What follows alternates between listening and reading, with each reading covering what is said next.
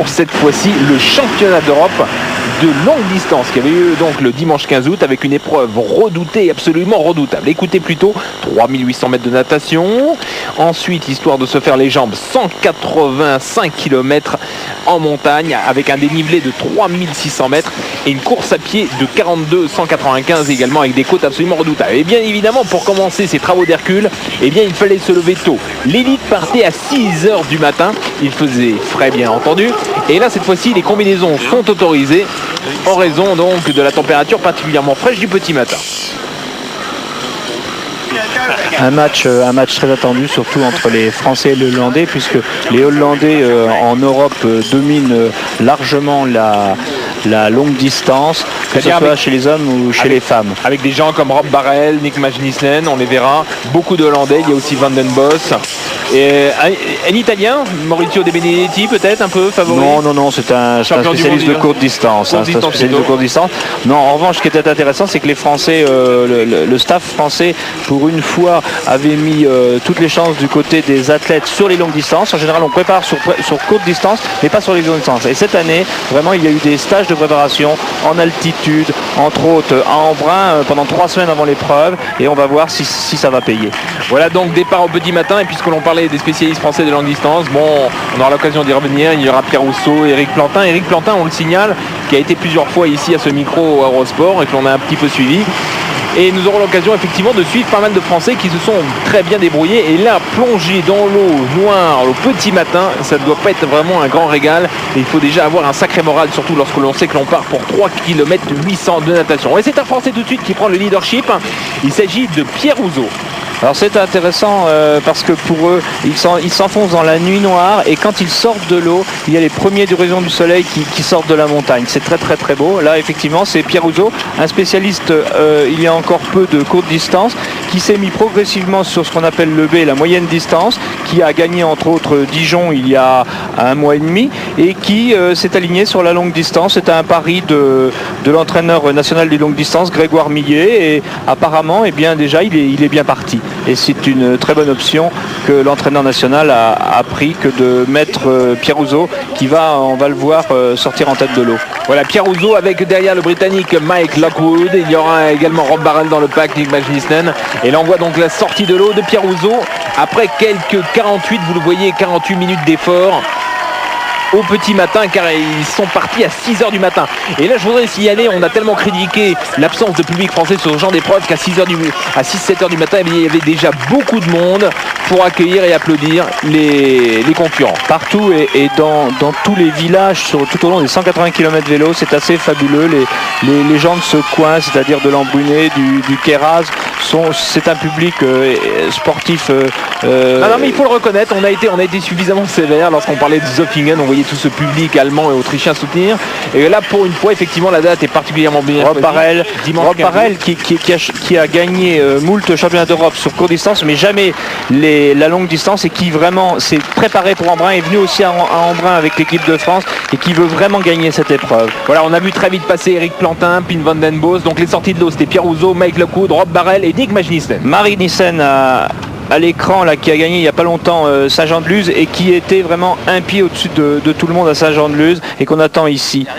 Alors l'ascension, il faut dire quand même quelques mots de ce circuit de vélo qui fait donc, on l'a déjà dit, 188,5 On vient de voir Pim van der Bos passer, qui l'a emporté l'an dernier et qui connaît bien le parcours, qui a une bonne expérience de la victoire à Embrun. Je disais donc quelques mots sur le parcours puisqu'il s'agit du col de l'Izoard, une ascension particulièrement redoutable. Ah bien oui, c'est la fameuse ascension où Bobet et puis Coppi aussi en leur temps ont gagné le Tour de France.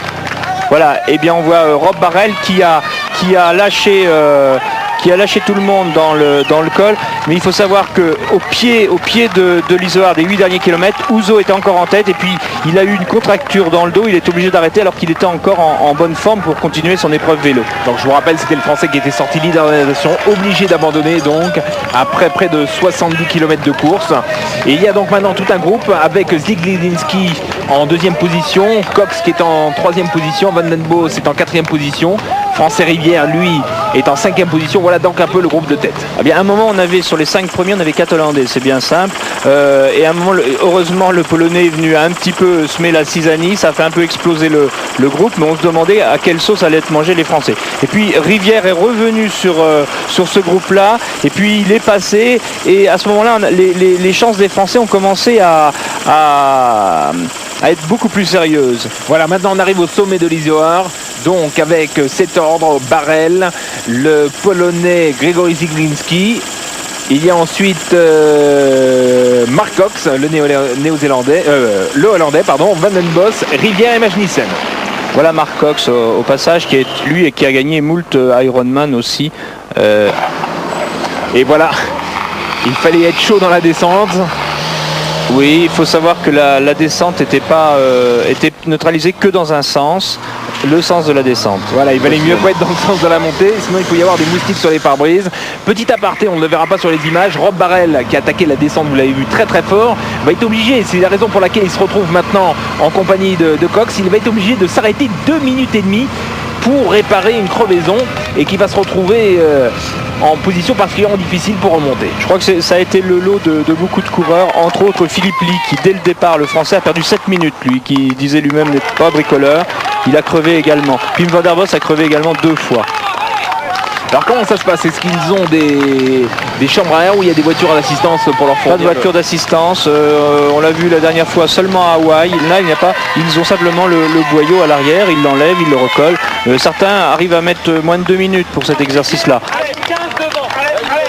Voilà, Philippe Lee qui a lui perdu 7 minutes, mais qui revient très très très fort sur la tête de course. D'accord, on a vu également que Serge Rivière était pour le moment à la 5e place, qu'il essayait de rester dans ce groupe. Alors là on est au Chalvet, c'est la cruauté extrême du parcours. Après les 180 km avant d'arriver en Embrun, on refait un col qui s'appelle le Chalvet. Qui montait très très raide. Terrible, terrible, terrible. Et voilà la descente du Chalvet. Et c'est là où Philippe Lee justement en profite pour apparaître dans les 5 premiers, qui remontent très très fort. À l'écran nous avons Mick Marinissen devant et Mark Cox derrière. Et maintenant voilà l'arrivée de Rob Barrel. À la transition, ils sont après 7 heures de course. Une course extraordinaire. Moi j'en ai encore des frissons en revoyant les images, parce que Rob c'est quand même le grand monsieur du triathlon européen. Il a gagné 7 titres de champion d'Europe. Il a gagné le premier titre de champion d'Europe sur la courte distance. C'était à Immenstadt en 85. Et là il tente le pari de remporter le triathlon de longue distance européen, alors qu'il a déjà gagné Nice, je vous le rappelle. Voilà, vous le reconnaissez, il vient de changer de maillot, il était en orange, il est passé en blanc et bleu maintenant. Et puis on va suivre maintenant quelques 2 petites minutes derrière. C'est d'ailleurs assez amusant parce que alors que Barrel là est en train de partir sur la course à pied. Comme vous le rappelez, les Hollandais sont aussi en bleu, blanc, rouge. Voilà, Philippe Lee donc en 2e position, seulement à 2 minutes. Je vous rappelle qu'il avait perdu 7 minutes en vélo. Voilà Philippe Lee. Et on peut préciser également que juste derrière, en moto, Claude Meyer, l'entraîneur national du duathlon, qui lui parle un petit peu. Je ne sais pas s'il a bien trop le droit, mais bon, on ne dira rien. Et puis maintenant, Barrel toujours en tête la course à pied. Rappelons quand même qu'il y a 42 km 195, la distance d'un marathon à 2 tours. Alors Mark Cox et Philippe Lee sont en train de revenir sur Rob Barrel. Derrière, Ziglinski, Magnussen, Rivière. On a vu à l'écran Serge Rivière. Voilà.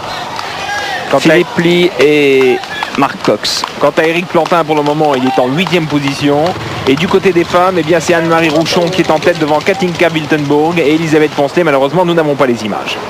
Oui, parce que les femmes aussi ont souffert. Anne-Marie a fait un parcours vélo extraordinaire et on peut le dire à l'avance, elle va remporter le titre de championne d'Europe avec 26 minutes d'avance sur sa seconde, qui n'est autre qu'une Française, Elisabeth Poncelet.